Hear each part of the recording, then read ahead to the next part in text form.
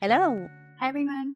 Hello, and welcome to another episode of Environmental with Dandelion. This is our podcast where we deep dive in the intersection of business and sustainability. And we're your hosts. My name is Courtney, and that's all. We are founders of Dandelion Branding, and then this is our podcast, Environmental with Dandelion. And today we are very excited to be joined by Ankit Alok Bagaria, who is the co-founder of Loopworm, which is a really, really exciting company. I'm very excited to learn more. So Loopworm creates sustainable protein out of silkworm waste. Is that right? Yep. Can you tell us more? Can you tell us about how you got started? And we want to know everything. Sure. So thank you, Courtney. Thank you for having me. Pretty excited to be here. This is, I guess, my first podcast outside India. One. So that's great. A quick introduction. I am Ankit Alok Bagaria. I am the co-founder and CEO of Loopworm. And Loopworm, we basically utilize insects as a bioresource. We develop technologies which can process these insects into value-added products. Not just the proteins, but we also target insect fats, the different biomolecules that these insects have, and try to create different products out of them. Just a quick brief on the problem statement. So what we are looking across the world now is an adoption of new and new bioresources. When I say a bioresource is basically a raw material which could basically be transformed into a product through certain processes. And these products essentially would be not just organic, it would be, say, like natural product in a nutshell. So why insects is because people are overutilizing a lot of arable land, potable water. We are overutilizing the wild plants and animals that we have. A lot of it goes into human nutrition and wellness. A significant portion of it goes into animal feed and nutrition. And that is where the world is now looking for more sustainable bioresources. When I say sustainable bioresources, it could come from two sources. It could either be the waste of an existing industry, which is where we come in with silkworms. And it could also be utilizing or finding more bioresources which are still unidentified in nature. And that is where insects are coming up as new sustainable bioresources, because most insect species have 30 to 70% proteins in them. They have 20 to 50% fats. They have a bunch of biomolecules which they accumulate by eating the food that they eat. It could either be food waste or organic rejects, or it could be leaves. So there are, multiple species eating different types of food waste or food stuff and then growing themselves pretty rapidly. So they breed pretty fast. And that is where insects are emerging as a new sustainable bioresource. Now, where do we position ourselves, or what is our fundamental thinking? Is that you have to create the products first, you have to create the market first for people to adopt insect agriculture or insect farming. You cannot expect people or even, say, startups to grow insects without finding the end use of those insects. And that is where we feel that there would be a bunch of people like in the next 10 to 15 years who would get into insect agriculture, provided somebody like Loopworm is present, where they know that if they cultivate insects in bulk quantities with consistency in quality, with traceability, then Loopworm can basically procure that enormous quantities of insects that they are producing. So just to take like a parallel example, nobody would get into coffee cultivation if there was not a coffee market, or there would be no tobacco cultivation if there were no cigarettes, right? So ultimately it has to be a product first approach rather than a cultivation or a farming first approach. And that is where we come in as Loopworm. To answer your question, we do create a bunch of sustainable proteins from the silk reeling industry waste. So I'll give you a brief about how the silk that we wear comes from, say, silkworm. And where the waste gets generated. So if you look at the silk supply chain, there would be a couple of moths, a female moth and a male moth, which would basically breed and give you silkworm eggs. Those silkworm eggs hatch and they feed mostly mulberry leaves. There are 40 varieties of silkworms across the world, but 95% plus is mulberry silkworms, which basically consumes fresh mulberry leaves. These silkworms in their growing stages would basically consume a lot of mulberry leaves and then eventually grow to a stage where they'll stop eating. After they have reached the stage where they'll stop eating, which is the fifth stage of the larvae, they'll start spitting silk. They'll basically wrap themselves in a cocoon, which is made of silk.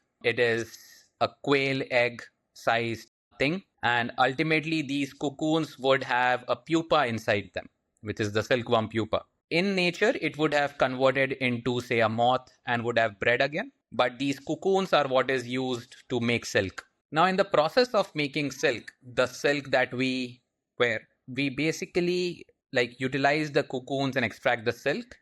But inside the silkworm pupa becomes a byproduct of the industry. Now, silk being a premium commodity, nobody was looking at silkworm pupa as a bioresource.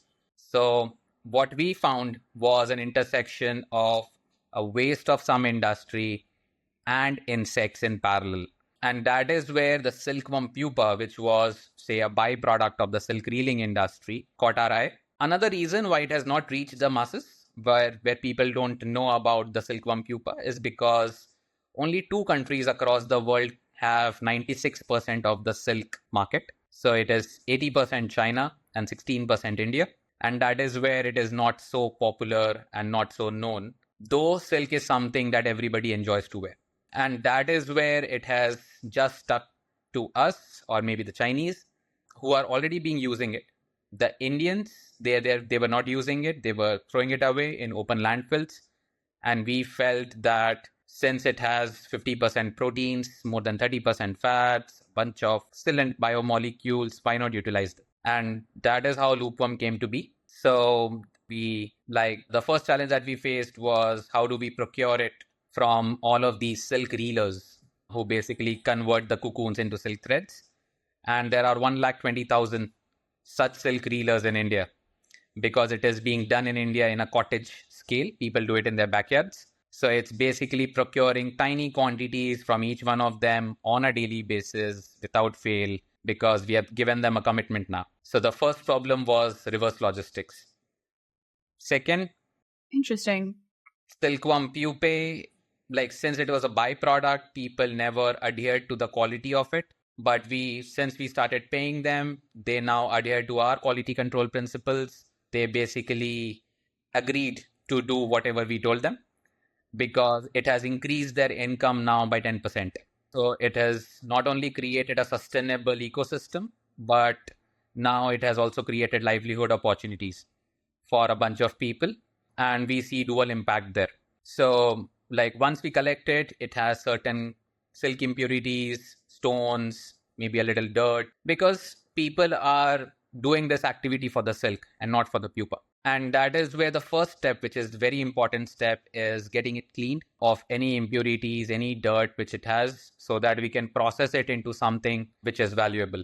And we don't want, while pursuing sustainability and while pursuing impact, we don't want poor quality material to go into some animal's feed or some pet food, or even if you're creating some cosmetics ingredient out of that. So just to help you understand what quantum are we talking about, in and all, India has roughly 36,000 tons of silk. China has roughly 150,000 tons of silk. And in the process of producing this much silk, almost 1,000,000 tons of silkworm pupae gets wasted.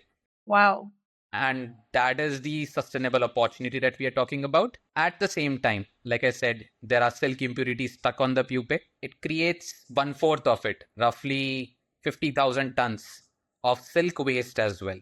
So which is not reeled into threads, which cannot be converted into clothes. So while we have 1,000,000 tons of silkworm pupae, we also have 50,000 tons of silk waste getting generated in the process. We would first be working on silkworm pupae, trying to utilize the maximum we can.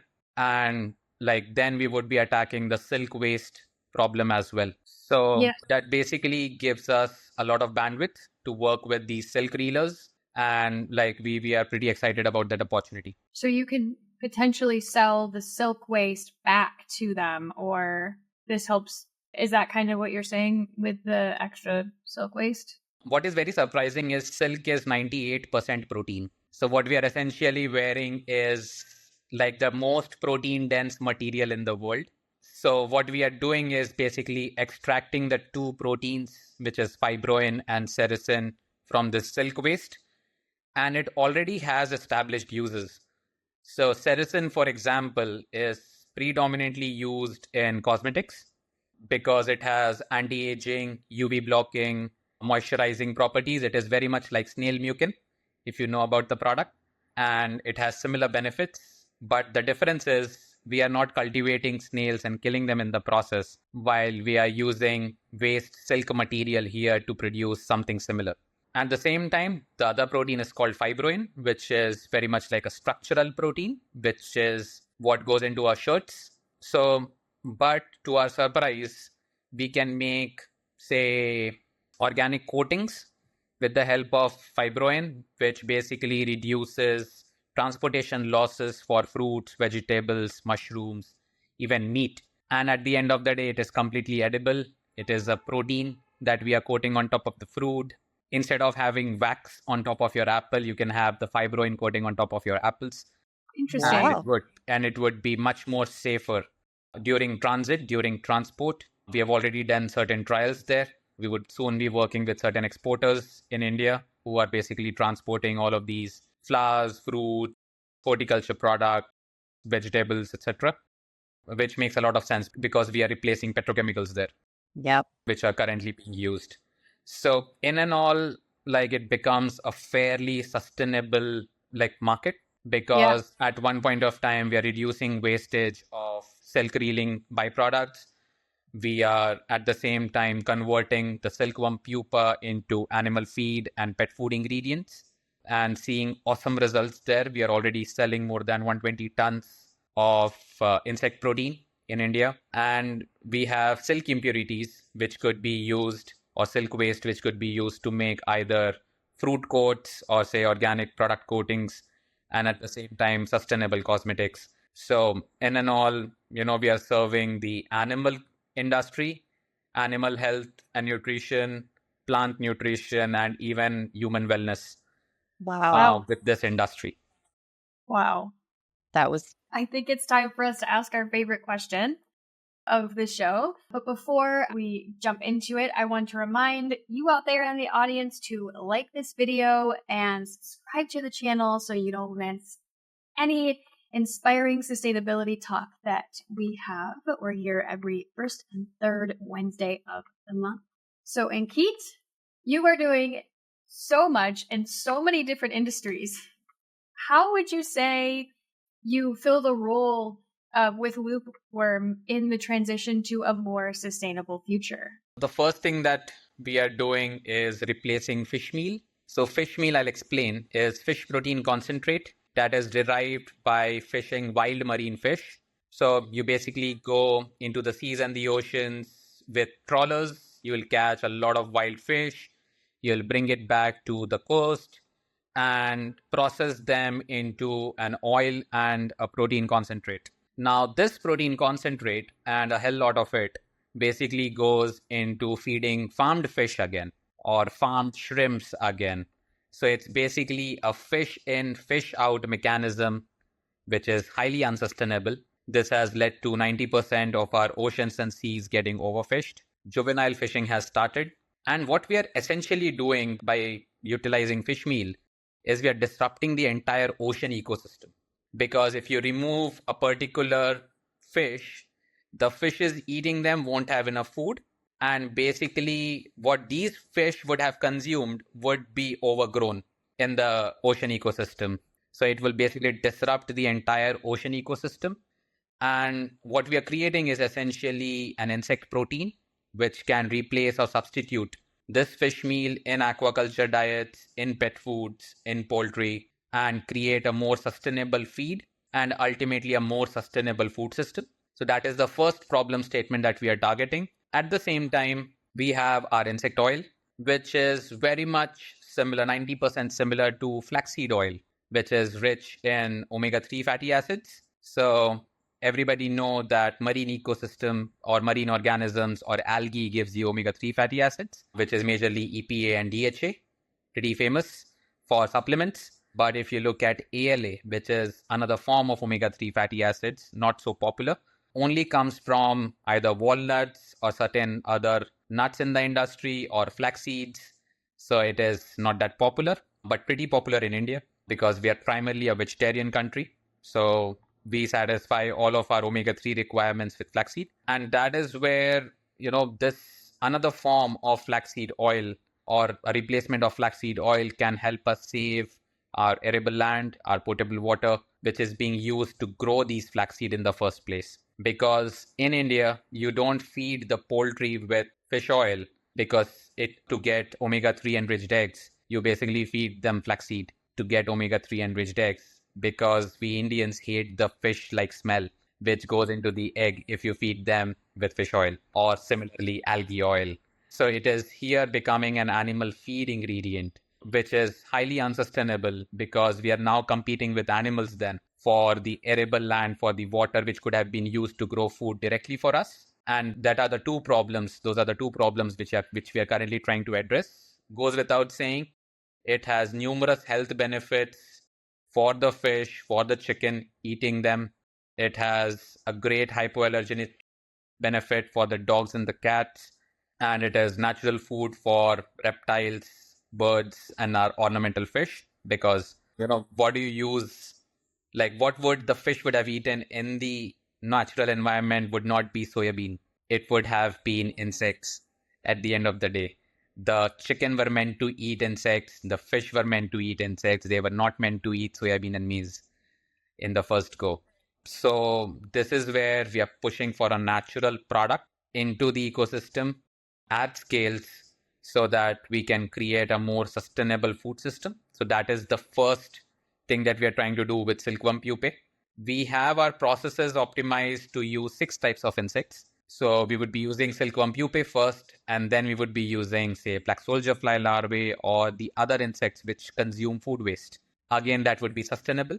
At that point of time, we would have developed a lot of technologies, a lot of processes to convert insects into valuable products and not just animal feed ingredients, because everything has its own advantages and disadvantages. Like the disadvantage could be cost, right? So if you're trying to replace, say, fish meal, it cannot be 3 times more expensive than fish meal. It has to be priced at the same price point.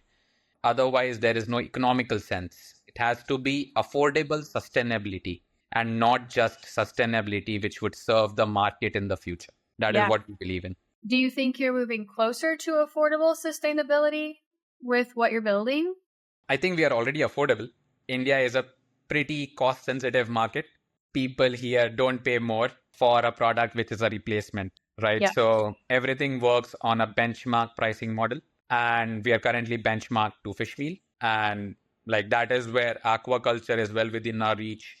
We are basically working on an EU traces certification so that we can reach out to pet food manufacturers, salmon feed manufacturers, trout feed manufacturers in Europe who would be interested to use our sustainable insect proteins and fat. So that is another thing which is in pipeline. We feel that we'll get much more valued for our products, for our process, if we are in certain developed countries rather than, say, a developing country like India. If we are able to serve the Indian markets, we would definitely be able to serve the European market affordably. Yeah. How has it been? You had mentioned that it was easy to sort of get the raw materials that you were working with because you were paying the silk farmers, I suppose. How has it been kind of communicating about this new product? I guess, how has it been? Are people understanding what you're selling? Are they adopting it and kind of seeing it as a real benefit? So insect proteins and fats are pretty new to the Indian market. We being an agrarian country and a heavy crop agriculture country, we are used to killing insects as pests rather than growing them and using them. Right. So the first problem was to, remove those barriers, those stigmas from the minds of the people that insect proteins, insect fats, a bunch of things derived from insects can actually help you rather than harm you. That was first. Yes, it takes a lot of time to basically, create that awareness, change that mindset of the people. And that is why we targeted not the human food industry or say the human cosmetics industry first. We are going step by step. We are basically taking a path of least resistance from people. Yeah. And we are targeting aqua feeds first. So convincing a fish feed manufacturer or a shrimp feed manufacturer that insect proteins and fats would be good for you is pretty simple in comparison to convincing people to consume insect proteins and fats or say put it on their face. Yes. Right? Yeah. So it might happen at certain point of time. We might go into the Asian markets with the cosmetics product. We might come to South America with the human products. But ultimately, it has to be, like a product customer fit as well, because you don't want to make your life miserable with the global trade in place, right? So if Asians want to eat insects, we send them insects rather than convince the Indians to say, eat insects. There. Yeah. So that is definitely there. You would have interacted with a lot of sustainable or say pet food manufacturers or pet parents who are willing to decrease their paw prints. And like, since they're already convinced or sold on that idea of sustainable pet foods, it's easier to convince them rather than somebody who is just looking at it from a business perspective. So like impact oriented people, or rather people who are already consuming 2000 species of insects, maybe we are just introducing one more into their palette. So like that is much easier and more practical. That is how we plan to go ahead with our market. Smart. Yeah. Yeah, that makes sense. Because let's say I use fish oil, sometimes fish oil, but I totally agree with you on the like stinkiness of it. When I put oil on my dog's food every morning, it helps her with her bones and she's very soft. I could totally imagine switching to insect oil. I didn't know that was a thing. And I think, if it was a lower impact and just as healthy, and it had the omegas she needs, I feel like that would be not a hard sell.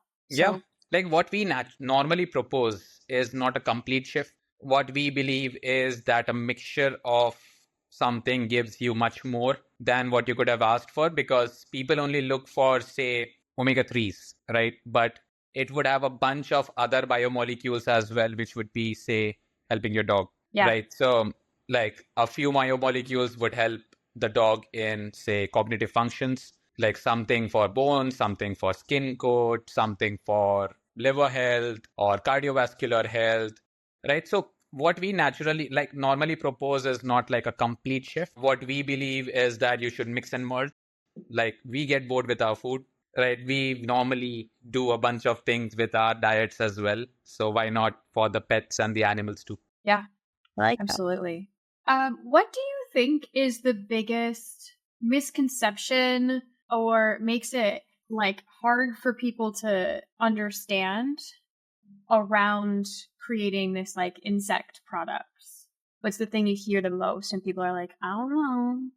So like one is from the production angle and one is from the adoption angle, right? So what we believe is, so this entire drive of insect proteins and insect fats came from sustainability. And people just looked at animal feed ingredients being unsustainable, right? Whereas a bunch of things that we use, like it's unsustainable, right? So it has to be looked at from a very comprehensive standpoint. People are okay drinking fish collagen peptides for the skin. It comes from fish byproducts. There is bovine collagen as well, which comes from meat byproduct or beef byproduct. Always. Yeah, so there are a bunch of products which are already there in the market, derived from animals, derived from their byproduct. It's just about perception, right? So would you rather choose rotting fish derived product or farmed insect product is a logical question to ask, right? Because people have never questioned using fish collagen peptides. They pay a premium for it, right? So it's about positioning these products in the right market and giving logical analogies to people, like making them aware of how is something made in the industry. So that basically is one way to position a larger market and like basically serve them. Not a lot of people know that insects are invertebrates, and even shrimps and prawns and crabs and lobsters are invertebrates. So they are closer to insects than fish, right? So if you're okay eating aquatic insects, what is the problem in eating terrestrial insects? Yeah. It would have lesser heavy metal content for sure. So that is definitely there because it's difficult to track something in water, right? If it is coming from the marine ecosystem, it would definitely have a lot of microplastics. It would definitely have more mercury content, more heavy metals, because it's in an uncontrolled environment. You cannot control what's there in the oceans. Yeah. Right. But if it is coming from, say, a leaf fed insect, what harm could it possibly do? Right? It would be much less in comparison to, say, some other things. So, what I have seen is a lot of products getting made, but not compared well with what they are supposed to replace. Yeah. It's about educating the people and giving them the reality check of what they are already using, consuming, and then giving them a comparison or say a better, more healthy, maybe more sustainable product derived from insects, which is currently not happening. That awareness needs to be created first. So that is one thing. On the production side, still an upcoming industry. Last 10 years has been like where most of the investments have come into the space. A bunch of them American, a bunch of them, most of them European, French, Belgium, Netherlands, German companies coming in, which is actually a very good move. But if you look at it, it's a fairly developing country thing. Right? Switzerland might be the best chocolate producer in the world, but it has no cocoa farms. Right. Right, because it makes more sense to make cocoa in Madagascar. A lot of coffee gets exported from Brazil and Vietnam and India. It's not produced in Europe, right? But majority coffee drinkers would be, say, in Europe. So, like, same goes for tea and same goes for a lot of different things because there are limitations in terms of economic feasibility that a developed country would have. Yep. Because if you want your raw material to be cheap, you better make it in a country which is much more frugal or where the costs are much lower in terms of land, labor, electricity, where the raw material is readily available, where the climate suits you in growing certain things, right? What has been a case with the insect industry in general has been very high cost of production of insects. And obviously, if the raw material is highly priced, then the products are also high cost. Right. And then it becomes two problems at the same time, which is convincing you that you should shift to insect-derived products, and at the same time convincing you that you should pay 3 times for it, which is certainly difficult. Yep. So where we see the insect industry growing is a bunch of tropical countries which are developing and underdeveloped. If it is an India and Africa thing, it should be an India and Africa thing in terms of cultivating insects. And then the products can then get developed all across the world because you can then ship the insects or just primary process it and then ship them so that you can create more products, say in the West, or just manufacture the entire thing here and sell it in the West. So, or say to the developed countries across the world. So, which would actually make a lot of sense because people are much more aware.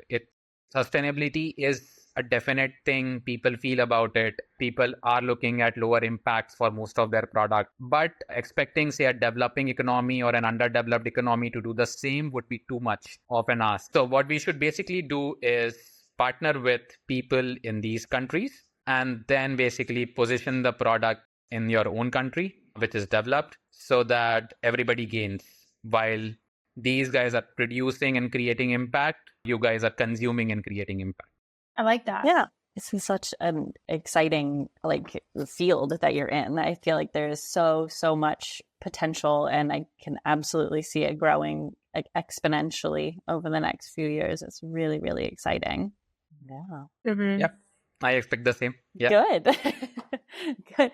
I mean, if folks want to reach out, maybe they have a business idea of their own, or if they just want to kind of learn more, where can they find you? They can reach me over email, like at Ankit Bagaria at loopworm.in. Should I just spell it for the crowd? It would be easier for them. Write it. We'll put it in the show notes. Yeah, okay. Yeah. So, and then your website, right? Yeah, they can reach me over LinkedIn. Not so active on Twitter or Instagram. So email and LinkedIn would be much better. Perfect. Well, thank you so much. Most welcome, and happy to be here. And it's a great initiative, I would say, that you're coming up with, because people need to hear from people like us who are in the industry. And that is the thing that I was talking about, right? Like incomplete education, which is harming the industry, where people, if they get educated, would adopt these products more. And that is the role of, say, people like us who are from the industry, who understand it better. Yeah. So it's a great communication medium that you have been creating, and kudos to you. All the best. And thank you for having me. Thank you so much. We'll see you next time. Right.